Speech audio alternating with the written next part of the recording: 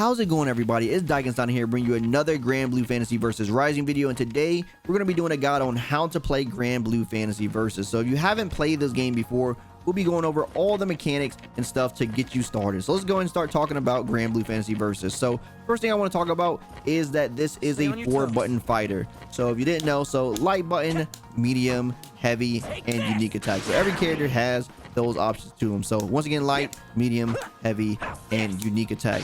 Now the unique thing about this game is it has what we call a crush system. So the heavier the attack is, the more likely it is to crush the opponent. So if I use a light attack, then a medium attack from the opponent, if they were to clash, will actually beat me out. So just show an example of that. As you see here, we both pressed our medium attacks and we actually clashed. However, if we were to press a heavy button, we will actually beat Vegeta out in this situation. As you can see, the game said crush there behind me. So the crush here means that I pressed a heavier button. So they press medium once again, and this time I press heavy. So that means rather than clashing, the game just lets me win. This is very important to know when you're actually playing and you're tossing out your buttons, realizing, okay, what is the button I can press versus my opponent versus what buttons they have, because sometimes in certain situations it's better to go for a crush, or sometimes it's better to watch your opponent try to fish for a crush and you whiff punish them with your best or furthest reaching button that you have instead. So the next thing I want to talk about is special moves. So most characters in this game have 4 special moves, as you can see at the top, and each one is going to have their own cooldown. So depending on what you press is going to have a cooldown tied to it, and each different variable changes the cooldown. So some moves have longer cooldowns than others. Now, one thing to note that they did change from the last game is that even if you do the easy inputs, which you can see the direction for the easy inputs at the top of the screen. So if I press back, I'll get that one. If I press down, I press this one. Same with this, I'll get that one. So depending on what you press is what you will get for the easy input, as you can see. So they all have the same cooldown now, no matter what you press. So that is something they changed from the previous game. So one of the main things you got to keep track of in this game is, do you have the cooldowns to actually do the combos you're trying to go for? As you can see, this DP has a much longer cooldown than some of the other things in this game. As you see, it takes quite a while for me to get my invincible DP back because of the version that I use. Even with the medium version, it still takes quite a while to come back. However, the light version, which isn't invincible, comes back really fast, as you can see. This happens as well with fireballs. You can see fireballs do have recovery. However, because it's hitting the opponent, it actually recovers. However, if the opponent was to, say, dodge it, as you can see, it takes quite a while for my fireball actually to come back rather than when it hits them. And you see, when I hit them, it's pretty instant. When they dodge it, it actually takes quite a while for it to actually come back, and that's because it's still traveling across the screen. So once again, keeping track of your actual cooldowns is very important in this game for the combos that you're trying to do, as well as just knowing, do you have options to, say, do a reversal uppercut again or not. The next thing I want to talk about is the raging strike, chain, and counter system. So when you press your medium and heavy together, you get access to this thing known as the raging strike. And when this actually puts the opponent on block, you'll see this giant guard crush happens that sends them flying across the screen. Now what this does is it uses one of those diamonds at the top of the screen. As you see, I have none no more because I used all 3. However, reset, remember your training. You'll see I have 3 again, and when I use one, it actually uses it. Now when it hits the opponent, it actually takes one of theirs away too. And when it actually does this, you can actually do a follow-up known as a chain. This chain actually gives you access to a combo opportunity. So if you actually hit this, you can actually do the follow-up and go into a combo opportunity. Now your opponent do have a say-so in this because they can choose to use one of theirs to actually do what we call is a counter. So if we take Vegeta here and she actually tries to do it to me,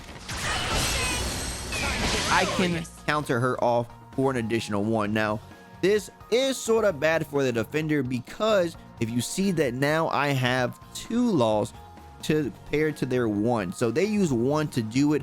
However, because it hit me and then I actually did the counter, it actually put me in a deficit as far as how many diamonds I have compared to them. And as you can see, my picture is now glowing. So what happens here is, once you are below 2 diamonds, you now take increased damage. So your damage increased depending on the amount, or the damage you take actually increase depending on the amount of diamonds that you have left. And if I have 0 left, then now I take the maximum amount of damage possible. So this is a damage multiplier increase that is negatively going to impact you if you have less diamonds. So the less diamonds you have, the more in trouble you are to taking massive damage. So do keep this in mind when you're actually using this mechanic. Now, one thing to do keep in mind is if you actually are the person that actually initiate this and the opponent does actually take it off of you. So if you do this and I do this again, if they are trying to do it one more time, I can no longer do it back, as you see, because I have one. So if you successfully put your opponent on block and they counter you once, you are now at an advantage, because if you happen to do it again, then you actually can force the raising chain to happen, because you have 2 diamonds compared to their 1, so they cannot actually do anything about it. Now, there are options away from this, and that is to simply actually just do something about it. Invincible things, or dodging, spot dodging it, or rolling through it are universal options that you have. Well, not the DP per se, but the spot dodge and rolling are universal options that you have against it. So if someone is trying to combo you or do a block stream and then always go into something like that, you do have an option that can beat this if you know that they're going to try to do this to you, and that way they waste theirs, but because it didn't put you on block, you actually don't have one loss for you. So this is how you actually get around it universally throughout the game. The next thing I want to talk about is the newly added dash attack. So dash attacks are going to be very different for every character depending on the character that you're playing. So the dash attacks are going to go from dash light, medium, and heavy. So this is dash light for Gran, as you can see right here. However, the main thing to take away from this is that most, if not all, dash light attacks in the game are going to be plus. So this is going to be a very good tool to actually come in and start your pressure, because this is going to be an option that's going to put you at a frame advantage, meaning it's still your turn. And most characters in the game, when this is actually pressed, can actually do their medium attack to actually combo naturally. So if I were to hit Vegeta with this, my medium auto combo will just simply combo from it. Just like that. So as you can see, this is a very devastating and scary tool, because there is a huge mind game that comes once you put an opponent on block with the dash light attack. So once you have your opponent blocking the dash light, you can really try to get creative with how you want to structure your pressure. So because your opponent knows it's plus, you could try to get away with dash light, or you could try to do dash light into your standing medium into another dash light like this. Or you could try to do dash light into a run up throw, because they are scared of you actually being plus there, meaning once again it's your turn again. They are more hesitant to press a button, so the throw opportunity may be there more than you might think. Now, once again, depending on the character, different things may happen. So this is going to be a knockdown. However, the heavy version is actually going to be a combo opportunity for Gran. So once again, depending on the character, different things may happen. So just play around your character and see exactly how their dash attacks compare to the other characters within the game. The next thing I want to talk about is auto combo. So auto combo, believe it or not, is actually very important to this game. A lot of characters utilize their auto combos in their combos to get things started. And every character is going to have unique attacks when they're up close with their starting button, with their standing button. So standing light for Gran, up close is going to be this little back hand check. However, far away is actually the straight punch. Same thing with his standing medium. So it's going to be this attack where he sort of swings the sword upwards like this. However, far away is going to be this sort of slash attack. And once again, with the heavy is going to be this like sort of like slam down attack on the opponent like this. But far away is going to be the swinging twirl attack. So different properties of the normals happen depending on when you are up close to the proximity of getting this close-up attack. And this is going to be the first hit of the auto combo. So you know you're within auto combo range when you actually get one of these close attacks to actually hit. And from here, you can finish the auto combo as such. The auto combo doesn't change. It is going to be different as far as animation for every character, but it always pretty much functions in the same way. Now, the unique thing about this game in particular is that there is a unique attack attached to the auto combo now. So now, on the second hit of the auto combo, after you do the second hit, you can now do 2 different follow-ups. The medium follow-up is going to be a low attack, as you can see, and the heavy follow-up is going to be an overhead. So you have access to a high and low mix-up from this. Now, keep in mind that this is not going to be something that can be comboed from. So if you do get the low, but you do get the overhead, this is not going to be a combo opportunity, just a small hit to give you some frame advantage. One other thing to keep in mind is if you do hit with the overhead, you are not going to be within range for another close attack, and you cannot do another auto combo. So keep this in mind. It does push you out far enough to where you are not inside of auto combo range once again. So just keep this in mind when you're actually utilizing this. The next thing I want to talk about is the guard button, as it has a couple unique things attached to it. For one, the guard button lets you, well, guard, as you can see. So you can go up and down, but you can't move. If you press backwards, you get spot dodge, and if you press forward, you will get the actual roll of the game. Now, unique thing about this actual guard is that it actually does guard left right. So if you're scared of a character that you think is going to have crazy cross-ups and stuff like that, like left right mix-ups, this is going to be a good button that can stop that. So if we take the Vegeta here and we actually allow her to actually do a cross-up, this could be a very hard attack that's blocked, as you can see. So you think she's probably gonna land in front, you try to block it, and then she lands behind you. However, if you press the guard button,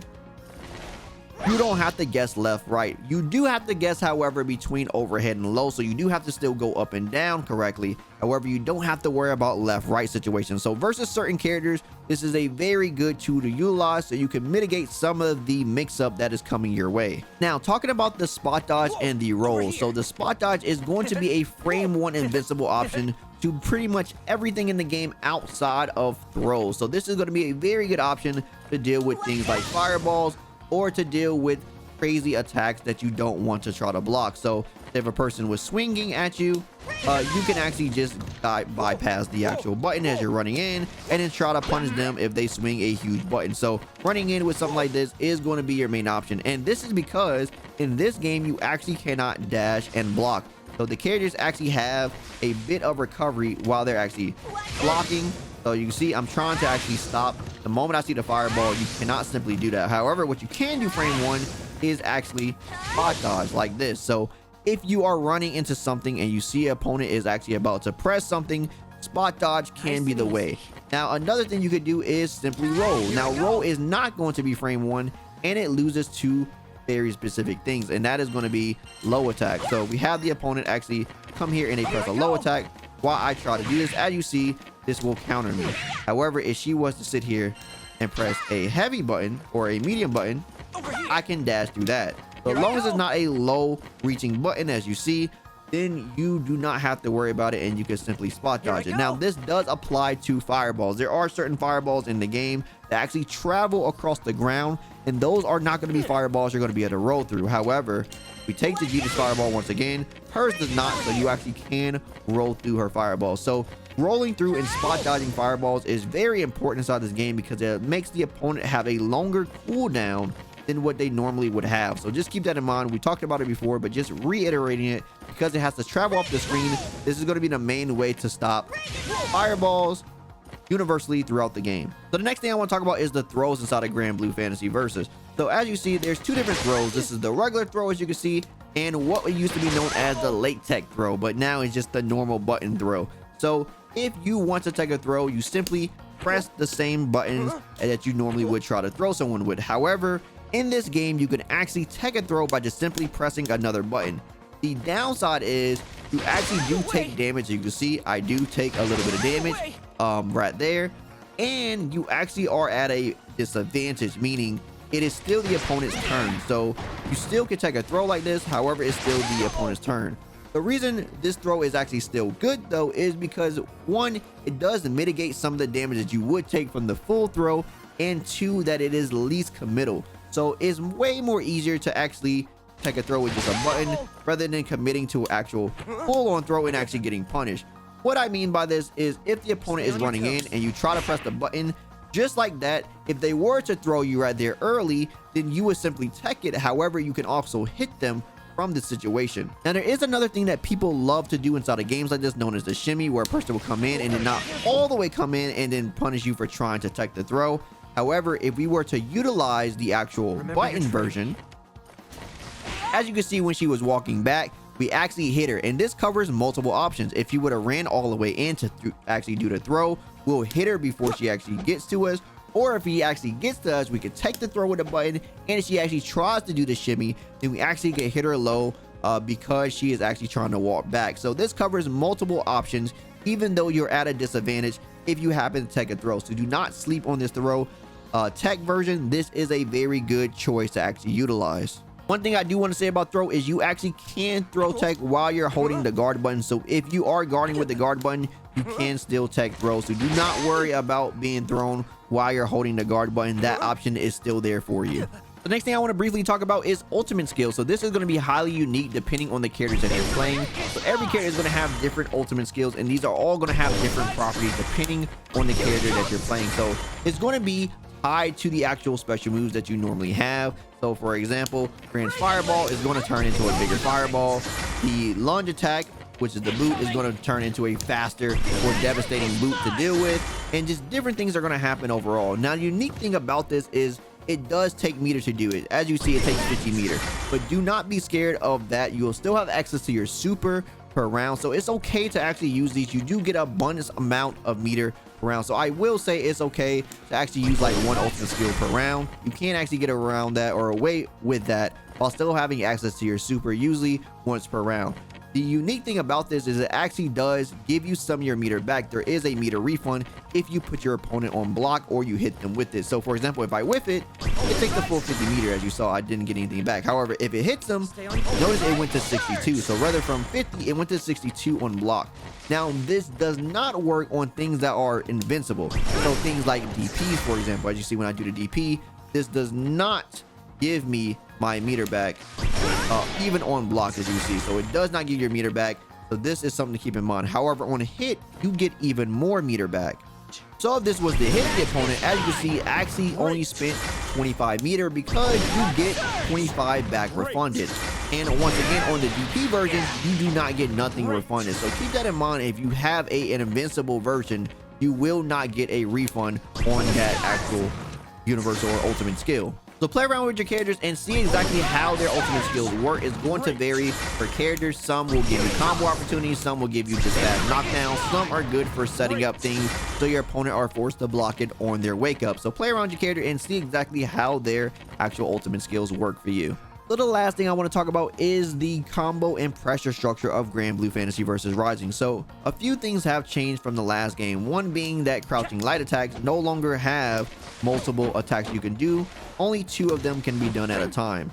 There also is no universal overhead no more, so you don't have to worry about that outside of the auto combo one, which we talked about before, which doesn't lead to a combo at all. So the 2 main pressure structures you're going to see in this game is going to be starting off with the crouching light attack or the standing light attack. Now the crouching light attack is typically a little negative. However, because it can change to itself twice, it's still something that opponents can't typically contest. So doing something like crouching light into a standing light is something that you confirm into a special move for a quick combo. Just like that. So you see, I was able to confirm my light hits into the special move, so I don't have to just throw it out without confirming the situation. You can either further extend this with special moves such as the EX versions in the corner, meaning you can actually get the wall bounces. So a lot of characters in the game have wall bounce EX special moves, so play around with your character and see exactly which special moves give you the wall bounce to further extend your combo. So a lot of characters can do things like this.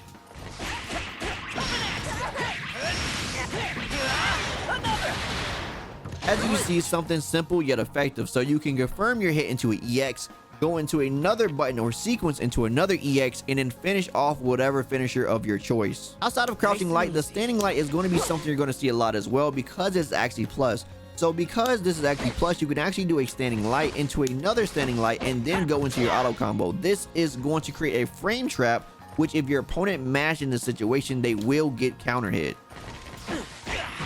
Just like that. So this is a way to open your opponent up, thinking that they could possibly press a button, but it's still your turn because of the plus frames, and you can actually go into a combo from there. So these are going to be the 2 main starters you're going to see a lot when it comes to pressure structures inside of Granblue. And once again, to open up opponents, you can go for the actual overhead or the low situation. I wouldn't try to rely on these too much, but these are options you can try to put in your game plan sometimes. From both of these block strings is simply confirming did you hit the opponent or not, and going into your safe special move, or if you don't have a safe special move, ending on your safe is normal.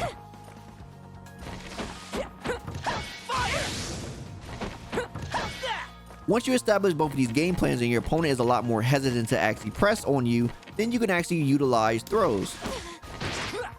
So throws are very good to open your opponent up once you have them scared of your main game plan, and this is where you can actually start making them start to mash once again. So it's a cycle of, are you going to go for the throws or are you going to do your pressure structure to get them keep guessing, so you can always try to open them up. So rather than ending the full block string with all of this, you can simply go for one of these and then go for a throw, or maybe go for both of them and then go for the throw.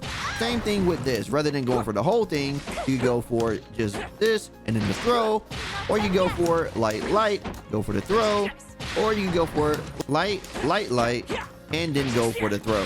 So there's multiple ways to try to go for the actual throw to keep them guessing depending on where you're ending in your block strings. Now, if your opponent seems very good at taking your throws and you see them actually doing the throw animation, meaning they're going for the regular throw, you can actually start to do these things called re-dash in. So if you press a button, you can actually dash in and go for another button. This will actually allow you to actually stop them from trying to go for a throw. So they see you dash in and they're thinking the throw is coming. However, you just go simply for another button, and this will more likely counter hit your opponent. So you can fish for even bigger damage rather than going for the throw by simply going for some of your bigger buttons or going for a plus button, so you can actually reestablish your pressure and go for the same sequences. So you can always try to loop these different options to basically try to open your opponent up. And the last thing I want to talk about is the use of raging strikes inside of combos. So this isn't just something for defensive opponents, but you can actually use it inside of your combos. They did nerf it from the previous beta, meaning you can't do more than twice. As you can see, they quickly go down to the ground. You used to be able to do multiple of them, so now you can only do 2, and then you can go into the raging chain to further extend your damage.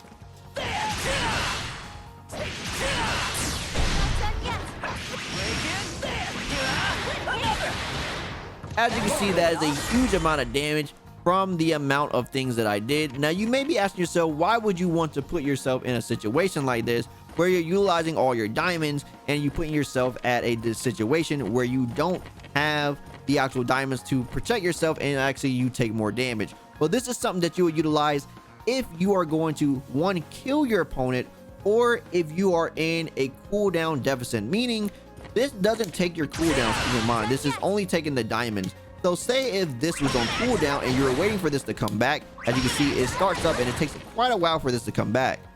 Just to show that better, as you can see, it does take quite a while to come back. However, if you were to hit the opponent and you do something like this instead, you can sort of wait until that cooldown comes back, and now you'll have access to this again. So rather than waiting and not having access to a big damaging combo that could potentially end the round, you can actually use the raging strikes to your advantage to basically hold off until your cooldowns come back and then go for the extra damage on top of that, along with doing your big supers so you can finish the game. So this is definitely something you want to keep in mind for when you don't have the cooldowns you normally use for your combos. This is a way for you to naturally extend your combo still, and this is something you can use mid-screen and in the corner. And that's pretty much it for everything that I wanted to cover for Granblue Fantasy versus Rising as far as a mechanic overview and going over the basic game plans of this actual game. I hope you guys found this useful. As always, if you like anything I had to say, drop me a like. I greatly appreciate it. And if you want more from me, all in my socials.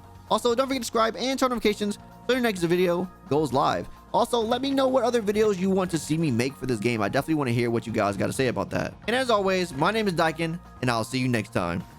Signing out.